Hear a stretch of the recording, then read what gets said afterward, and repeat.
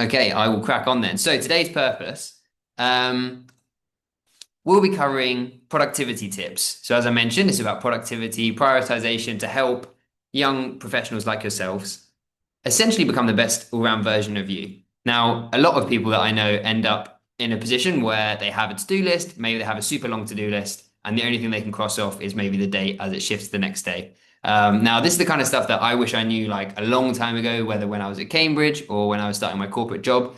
Over the past 10 years, I've kind of been learning lots more about this, and that's what I'm going to be sharing today. So I did one of these polls on my Instagram where I went through, okay, what do people find most useful? And so I'm going to, off the back of this, touch a little bit on time management, prioritization, but focus a fair bit on overcoming procrastination, actually getting stuff done. It'll be a lot of value, so be prepared to sort of make any notes. And at the end, there'll be a Q&A session. We're going to start by going through sort of picking what to do. That's what I see sort of like prioritization essentially as. Then it'll be outlining, okay, when are you going to do these tasks? And then overcoming that procrastination to actually start doing the things. Finally, I'll touch on how you can make this sustainable because I know you mentioned at the start, say, I feel like I want to have more hours in the day, but you can't just burn out. So making sure that you have a sustainable strategy so you get the right things done at the right times for you. And finally, we'll have a quick Q&A. So I think the first place to start with any kind of productivity is why are you doing this? So there's some great quotes here. Einstein saying if he had an hour to solve a problem, he'd spend the first 55 minutes formulating the right questions. So if you think of the actions you can do in the day, the tasks that you can tick off, you can ask yourself these questions on the right here. Does it align with your values? Does it help get you where you want to go? Does it help you accomplish a key goal? Because what we can often get distracted by is doing things like going through our emails, say they're like junk emails, like reading them or marking them as read or putting them in the deleted folder. And this makes us feel productive, but we're not actually getting any closer. So, one good exercise, and this is something I touched on in my last webinar, so I won't go into too much detail, is to imagine it's your 80th birthday. This is AI George, aged 80 apparently. But you can go really far into the future and think, okay, on my 80th birthday, what would I want it to look like? Who do I want there? What would I want people to say about me? What would I want to have achieved? And this can help you get to a point of understanding where you want to go and therefore what you should do. So, in the meantime, does anyone know who this is? Harshita, any ideas? I would be No, not. surprised if so. So, this is Sakichi Toyoda, who founded the company Toyota, and he had a very famous mechanism. Now, I'm not sure if you wanted to demonstrate, for example, it could be quite useful for you, anyone on the call, maybe Harshita. If you wanted to volunteer, what we would do is spend like 1 minute just getting to the bottom of one of your tasks and maybe getting a quick breakthrough. Do you have a task in mind that you might want to share? Otherwise, I can just explain how it works. I have a presentation to You have a make. presentation you want to do. Okay. Would you like to be a volunteer for the next like 30 seconds just to talk about Yeah. it? Cool. Okay, so Harshita, I'm going to ask you, so why do you have to do this presentation? Um, so that I can pitch in the idea this Wednesday. Nice. And why is that important to you? mm, to keep my job, Cool. And why do you want to keep your job? to pay my bills. Cool. And why do you want to pay your bills? uh, yeah, otherwise, I'm not gonna have any of the facilities. Cool. And what are these facilities like? Why is that important to you? What kind of facilities are you talking about when you say that any of the facilities? Like rent, And water. cool. And why do you want to be able to pay your rent? Why is it important to you to be able to live where you live in Adelaide? What do you like about it? mm, yeah, for my comfort and safety. Nice. And what do you like to do with your comfort and safety? What's enjoyable about living there? Mm, I think it's very green and good Mm. work-life balance, and I don't know, No? Saturday, Sunday off. Good. Get Sundays off. And what do you do on your Sundays off? um, I do a bit of hiking, gardening. Okay. Fantastic. Okay, pause there. Thank you so much for being a volunteer, Harshita. I'll now explain what we did. So essentially, when you start with any kind of task, Sakichi Toyoda came up with this idea of asking the five whys. If you've ever met a 5-year-old, you'll know this. Where they keep asking why though, why though, why though, why though. The reason is you get to the actual bottom. So with Harshit, they're saying at this top, I need to do this presentation. Why? Oh, well, I need to please people. Okay, keep my job, pay my bills, so on and so forth. Well, I like living in Adelaide and I like the greenery and I like going on hikes. And suddenly, the reason why you're doing the presentation is so you can go on hikes. This can really help you get the motivation. It can also help you uncover things that aren't important to you. For example, if you had another task that you came up with, you might keep going why and go, actually, I realize I don't think that's important. So this can take 10 seconds and save you either if you realize something that's really important to you, you get a lot more motivation, or you can actually just cut a load of activities before you start. And that's one of the best ways to get through your to-do list if you just get rid of half of it. So ask yourself the 5 whys. This is stuff I touched on in my other webinar, so you'll probably have heard of SMART goals, but if you are thinking about what you're doing, make sure you're focusing on the controllable inputs, things you can control, and any lead measures. This is instead of the lag measures. So can you spend 10 minutes a day reading as opposed to finish X book? You can apply this to your annual goals. So say you have resolutions for the year. For example, I want to be healthier. If you imagine at work, if you got given like a $10,000 sales target or something, you would start breaking this down into, okay, well, each quarter I need 2,500, each month I need $800. And then if you need to do $200 a week, you'd plan how many calls is that, meeting, sales, and you can apply this to your own goals. Now, this is the first real key, I guess, idea that you guys can take away, which really changed my life in terms of productivity. And it's called fixed volume productivity. So if you take one thing away from, let's say, the first half of this, I would definitely take this away. What this refers to, and it's an idea from Oliver Burkeman's book, 4,000 Weeks, is the idea that you can have a very long list of things you need to do. Everyone has a super long list, whether they've written it down or they just know of things they need to do, right? And the truth is, as morbid as it sounds, you will probably die with emails to reply to and things on your to-do list, right? So the important thing is to think about what actually do you want to get done. As Thomas Edison says here, the object of all work is production or accomplishment. And so busy, right? So what are we being busy about? So what you can do is you can take your long list and put it down to a very short list, a fixed volume. So you can't have more than you define this number, but maximum 10 things. This is what I share weekly. So you have that open, very long to-do list and a very short closed to-do list. These are the real key top priorities. You can split this by area of your life. You could do it for one area, let's say for work or something. And the way to think about this is what do you really, really, really want to get done by the end of the week? Suddenly, this super long, overwhelming to-do list doesn't become quite so scary because you're focusing on the real needle movers. You then schedule these in. And this is basically your cheat sheet of how to be more productive. If you can take your super long list and just think, what are the key needle movers? Identify them, schedule them in, you'll be there. When I mentioned it comes from 4,000 weeks, if anyone's not heard of it before, that's the average human lifespan. So on average, we live for 4,000 weeks. So when you think of it that way, you realize, okay, time is pretty precious, and how do I want to spend it? What do I want to do with it? And that's the book. So that's the first real good nugget. And this is what I share on my stories. So I go through, okay, each week, you see, I split it by the area of my life. So I've got my relationships with people, my work, my personal development, so on and so forth. And I'll say, okay, for each of these, what's my top two, maybe three key things I want to do by the end of the week? And then I'll check in on that. And by having a short list, now I have obviously way longer lists for each of these. Think about my work, right? I'll have loads and loads of lists. But by focusing on what are the real key ones I really want to do and then scheduling them in, you can't really go wrong. If you are trying to reflect on your own productivity, one thing you can do is ask yourself what feels productive that isn't, and what doesn't feel productive that actually is. This was quite interesting when I did because something that felt productive was like, yeah, going through my emails and clearing my inbox, but realized it wasn't actually really helping. And things that didn't feel productive were things like planning my week and doing this sort of stuff because it really saved me loads of time in the long term. And when you're identifying those needle movers, if you haven't covered this at work, the Pareto principle is really key. It basically says that 20% of the inputs or the effort tends to lead to 80% of the results. Pareto is an Italian, I guess, scientist slash philosopher who discovered this when he was growing lots of different peas, and he realized that the best 20% of environments led to 80% of the best yield.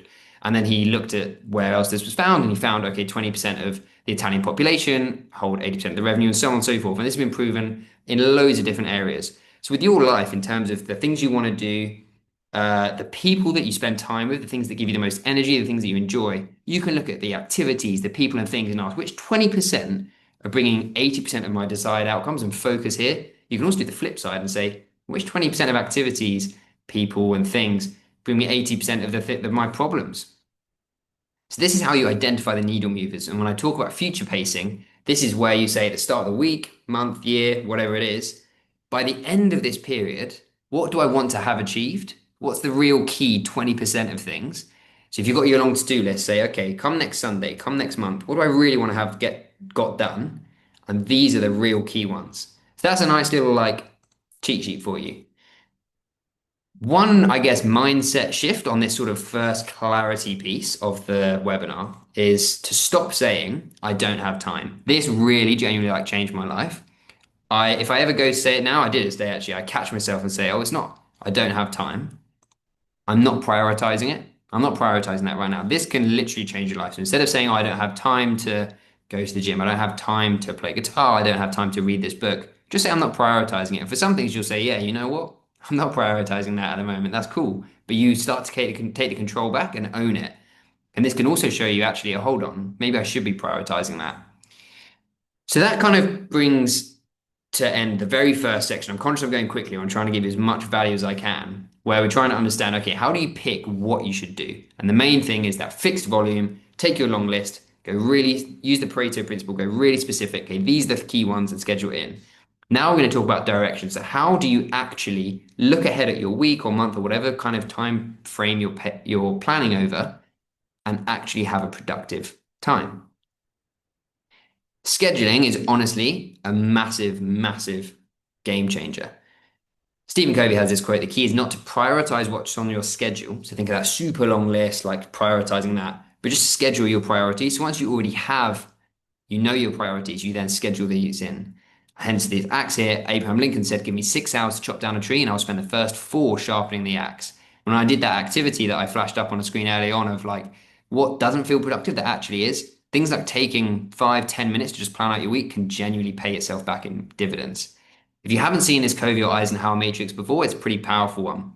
So you've got two axes here. One is urgency and one is importance. So on the top left, we've got very urgent, very important things. Things like there's a fire in the building, right? It's urgent, it's important, deal with it now. Normally, people don't have a problem with doing with this. It's like when there's a tight deadline, you have to do something tomorrow or so on and so forth. You get that done. Then we have Q2 things. So these are things that are important, things like exercising, building relationships, doing personal development, reading, planning, but they're not urgent. Like you don't have to exercise today. You never have to work on your relationship or develop some skills or play guitar or whatever it is today, but you know it's the kind of thing that's important to you. Then we have things that are not important but urgent. Think app notifications, emails, irrelevant meetings. These you want to delegate or batch process. If there's a load of emails that aren't that important, you do need to get done by the end of the week, just do them all in like a half hour, like scheduled time. And finally, you have things you want to eliminate. What you define as time wasters, this varies per person, but often with the clients that I work with, there might be things like doom scrolling, gossiping, and so on and so forth.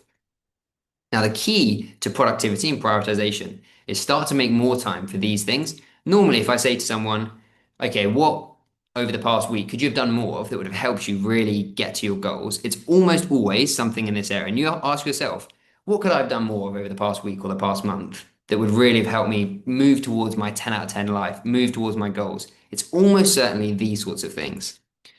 And we want to take time from these Q3 activities that we spend sort of too much time in and move it into Q2. So this is a really powerful phrase when your framework to look at your time, to look at your priorities and think, what am I going to do? And the way to do this is by scheduling it in. I won't touch on this too much. I'll do this in another webinar in the future, but you can use basic habit frameworks. I recommend Atomic Habit as a good book, or The Power of Habit. Essentially, you're trying to make things you want to do really easy. If you want to go to the gym, get your clothes out in the morning. If you want to stop doing something, make it difficult. Move your phone to the other side of the room if you want to go to bed at a certain time, and so on and so forth. Habit stacking is another really useful thing. For example, if you do something every day at a certain time, like cleaning your teeth, and you want to add a new habit, like thinking of something you're grateful for, you can think of something you're grateful for while you clean your teeth. That's stacking on top of existing habits you already have. So I'm going to go through about 3 more techniques to get stuff done and planning when to do it. Time boxing is pretty key. Now, you might have experienced this when you've packed for a trip or a holiday or something. If you give yourself 4 hours to pack, it'll take 4 hours. If you have half an hour to pack, you'll get packed in half an hour. If you give yourself a day, you probably spend the whole day packing. This is something known as Parkinson's law, which says that work expands to fill the time available for its completion. And there's the graph here that kind of shows how that works. So what you want to do here is when you're scheduling stuff in, don't just say, oh, on Saturday, I'm going to write this presentation or whatever it is. Define a time period that makes sense for you and do it only within that time, because this helps you kind of get more done by just allocating schedules. Obviously, your calendar on your phone will be useful for this, where you could set it for an hour and a half, 2 hours, half an hour, whatever. Now, conflicting this, and people often say, is something called Hofstadter's law, which says it always takes longer than you expect, even when you account for the fact that you know it's going to take longer. So there's kind of like a tension here between, okay, but I need to schedule in how much time to spend something, but often I massively underestimate. Now, the first thing I want to say is, as General Eisenhower says here, no battle was ever won according to plan, but no battle was ever won without one. When I look at my week schedule, I plan when I want to do things, but almost never do I exactly stick to it. Something comes up, there's unknown unknowns, things we can't foresee that change things around. That's fine. But as long as you have a plan to start with, you can almost always edit it and be reactive and flexible as needed to still get it done. But starting without a plan and you're set up for failure. Similarly, what you can do is just put a buffer. So I'll say this, okay, how long do you think it will take? Okay, just 1.5x that. If you think that, I don't know, planning your week's going to take you 10 minutes, give yourself 15 minutes, 20 minutes just for the start and see how you get on. So when you look ahead at your week, you've got two different things. If you've read the book Deep Work by Cal Newport, you'll know this. But you can look at what you want to do, when, and how. So deep work, this is like cognitively demanding, the real needle moving task, writing that book, that blog post, planning your future, learning something. You want to do this in prime time focus blocks. For most people, this means in the morning, and you want to have about 90 minutes of like dedicated time, no notifications, no interruptions. One thing you can do, and J.K. Rowling did this when she was writing the Harry Potter books, particularly the seventh one. She was struggling. She had like a young child and wasn't really being able to make as much progress as she liked. So she booked into a hotel in her hometown of Edinburgh to write the book because she was like, right, I'm going to make a grand gesture. What this does, it tricks your brain into thinking something is really important and you actually get it done. You contrast this to shallow work, which is non-cognitively demanding, logistical, things like replying to emails or messages or whatever.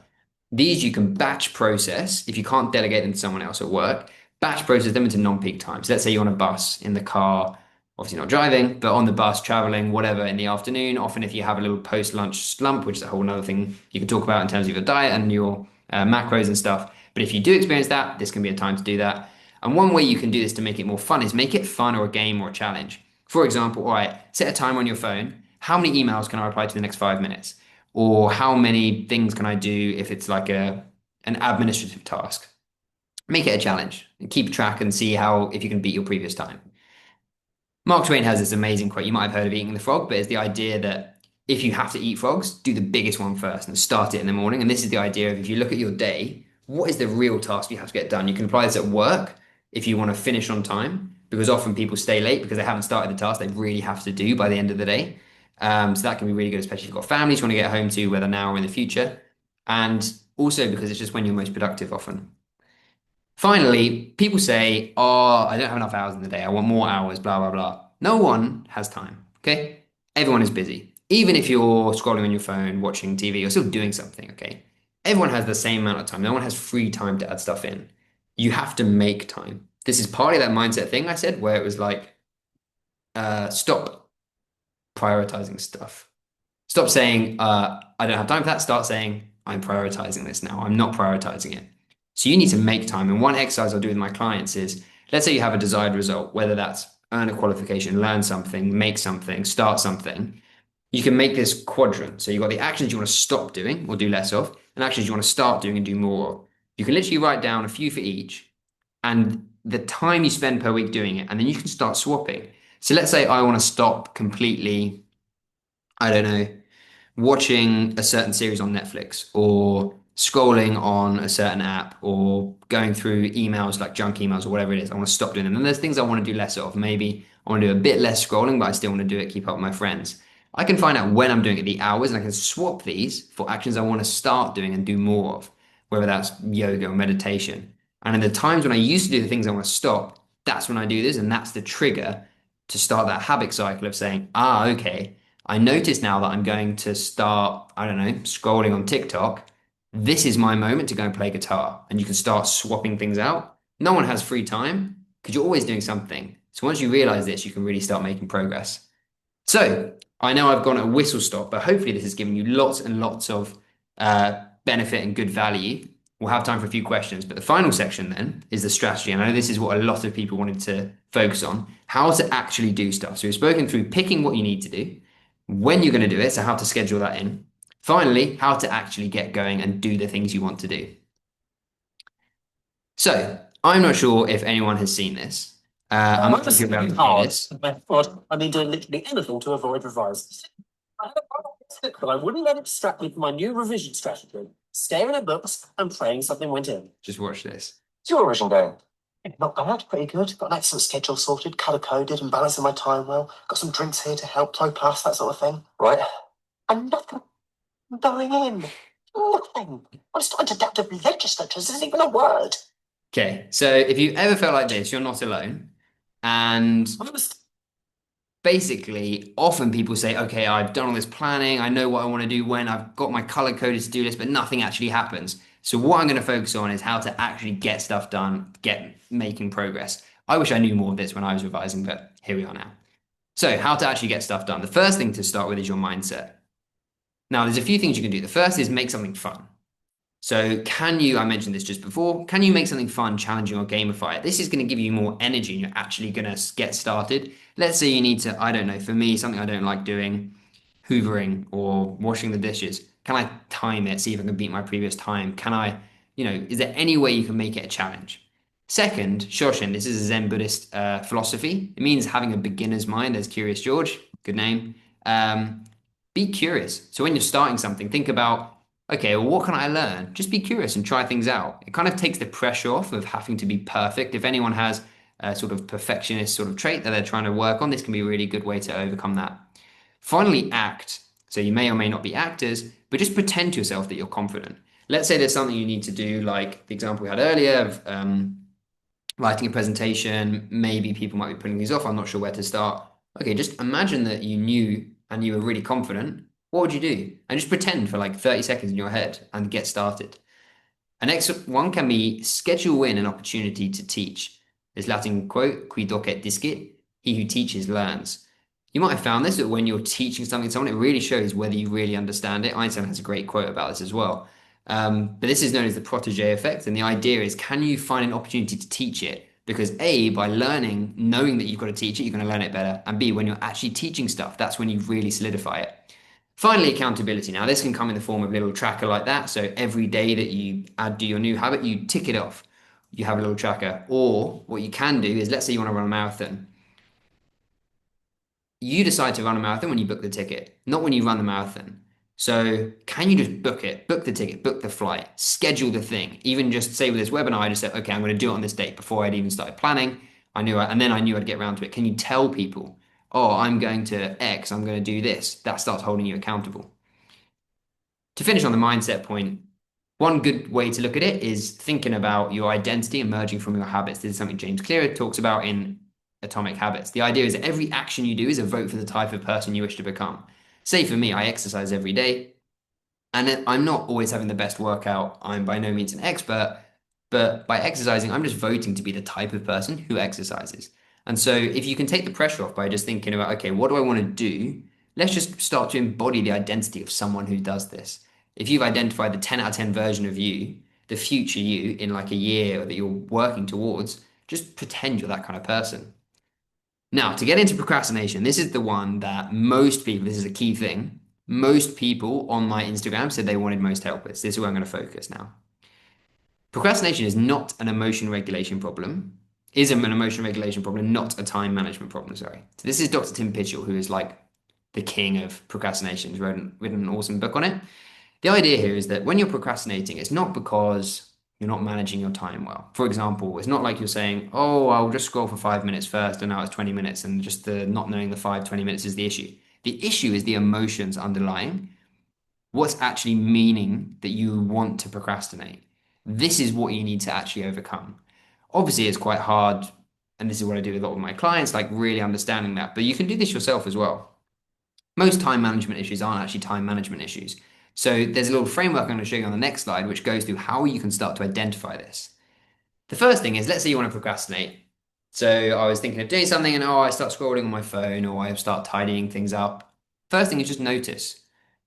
Notice you're procrastinating and then notice, okay, what am I feeling right now? Once you've done that, name the feeling.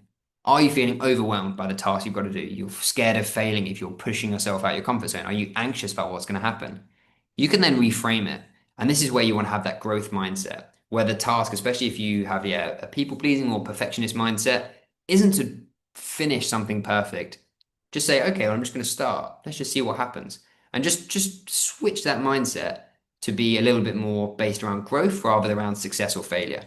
And then I want you to take a tiny action. I always say with my clients, make it laughably small. Let's say I'm trying to write a book.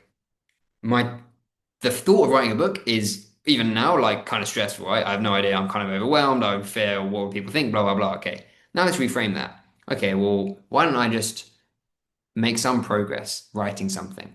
And this laughably small action might be open up the document where I wrote stuff last time. Write one word. If you want to write a blog post, things like this, that can be like the first little step to get you there.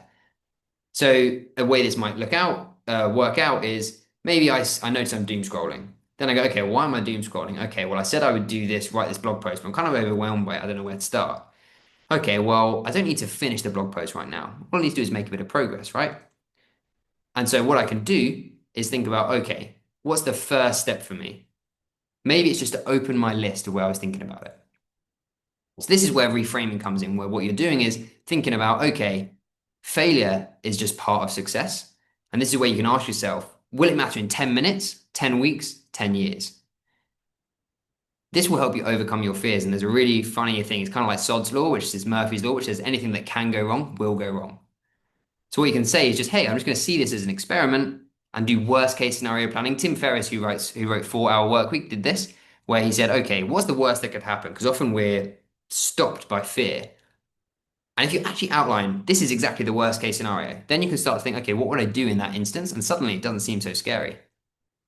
So just start small. There's some great quotes here around the secret to getting ahead is just getting started. You're never going to be good at the start, but just make it start. And if you still find yourself overwhelmed, make the task even smaller. This is why I'm saying laughably small. Finally, to do this long term, the N word is very important. It's not what you think. But basically, you've got to learn to say no to certain things. Now, you're always saying no to something. If I'm saying yes to some task, like a lot of people pleasers do, I'm saying no to whatever I said I wanted to do in that time. And it's often those Q2 things that are important but not urgent, like relationship buildings, exercise, doing my personal planning that we say no to because they're not urgent, so it's easier. A good way is to say no, as Warren Buffett says here, is really successful people say no to almost everything, is to remind yourself what you're saying yes to when you say no. So if I say no to taking on some work that I don't want to, the reason is because I've said that I will spend quality time with someone this evening, or I've dedicated time to practicing a skill. You can practice with low stakes by saying no, not now, like maybe I'll come back to it, but right now I can't. Or if it's for upward managers, say your boss is giving you more work, you can just say, hey, this is everything on my plate. Can you help me deprioritize something so I can prioritize this? And more often than not, they'll say, actually, you're pretty busy. One thing you can also do is think about, okay, what do you need to do to recharge your energy? You think about, what do I normally do? Maybe it's scrolling, but what actually recharges my energy? And you can start to break down and give yourself little breaks in productivity. So schedule those breaks and add friction to things you don't want to do.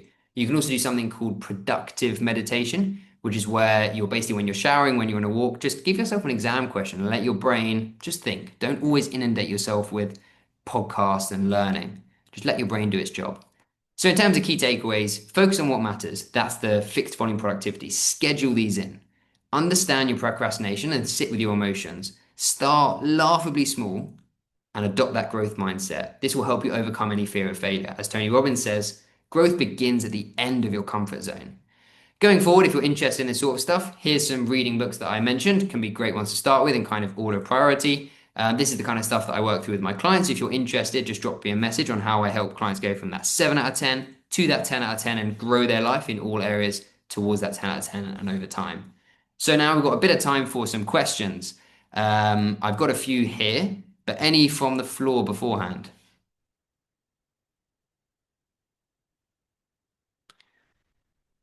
Okay, I'll kick off with the ones we had. So how can I accurately estimate how much you can do in a week? I keep overestimating and then not completing a third. It's very common. As I said, I think that two things you can do. One is, yeah, use Parkinson's law. So just schedule like a whole time block. So when you're going to start and when you're going to finish. Because often what might happen is one task, let's say you've got 5 things you want to do really important in the week. The first task you realize, oh, I could do more, and you end up spending like 10 hours on it over a couple of days. You don't even start the other task, and that's because you haven't been strict enough on when you're going to finish. And what you can do there is, in terms of the overestimating, this is that sort of Hofstadter's law. So give yourself that buffer, that 1.5x. Let's say I want to plan my week for the first time. Maybe I think it's going to be 20 minutes, but hey, tomorrow I'm just going to schedule 35 minutes, give myself a buffer, and I'm actually going to stop at 35 minutes. So this can be a good way to do it. Equally, you'll learn over time and make sure you're actually reflecting on how long things take and being realistic. And this is where that going from that super long list to the short list is really important. Next, how to build resilience, I guess, in productivity. One thing that's really key, which I didn't touch on, is celebrate your milestones. I think that there's a tendency, and this is why I started with asking yourself, why does this matter? Can you cut things off your to-do list? And why I did that exercise of why is this important to you? Why is this important? Fundamentally, most of us are just trying to live a better life, enjoy life, and so on and so forth, right? So this should kind of all be fun because you should be making time for the things that you want to do, getting things done, getting closer to a life you want to live. So as you do succeed, start to celebrate your milestones, your checkpoints. And this can be as simple as, okay, when I've done this small task, I'm going to stand up and stretch, fill up my water, go for a quick walk, message a friend, watch one video if you can control it to just one, eat a snack. And then you can have bigger milestones. So, okay, once I've done X, some goal you want to do for the month, I do this myself with my business and with personal goals. I will then treat yourself, whatever that looks like. Maybe you book yourself in for a massage. Maybe you go and get the nice toppings on your coffee. Maybe you, whatever, buy yourself something. So give yourself those little checkpoints. Similarly, I guess the main thing here for the resilience is having that growth mindset. Resilience is often, I guess, if you want to build more resilience, it's the idea of perhaps you're putting too much pressure on yourself and seeing things as success or failure. And if you keep thinking yourself as a failure, then you are like, I'm bad, and suddenly I don't feel very resilient to things. If you switch that mindset to, hey, how can I grow? What can I do that progressed this week? And that's why I do those weekly wins when I reflect and say, hey, what did I do well this week? Suddenly I have so many reasons of why I've done well over the week. Whereas we always have a tendency, this kind of just comes from our survival instincts to focus on negative things and like fears.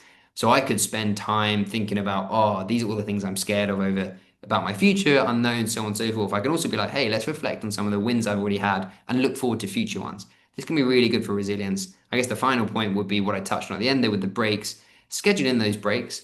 So whether it's use the Pomodoro technique, which is where you work for like 20 minutes and then you have a 5 minute break, like in short sketches, or on longer ones where you take like a weekend or a week or whatever it is fully off, making sure that you manage your energy. And this is where that exercise of mapping your energy, what activities and times and so on and so forth gives you more energy and actually recharges your energy as opposed to what you do when you feel depleted of energy. Because often what normally people will do is they'll say, oh, I've had a tough day. I'll come home and I'll watch some YouTube or watch whatever to try and like de-stress. Reflect, does that actually help you de-stress? If so, then cool, keep it up. But if not, maybe you can swap that out and then find out what things actually help recharge your energy. Maybe going for a walk, calling someone, playing music, listening to music, whatever it is. And then start to swap. This is that quadrant thing I spoke about, swapping things that deplete your energy for things that really recharge your energy. So there's some of the ones that we had before. Any other questions? Feel free to pop them in the chat. Ooh. Cool. Okay, well, if not, I will leave that there right on time. Thank you so much, everyone, for coming. I hope you found it useful. And I will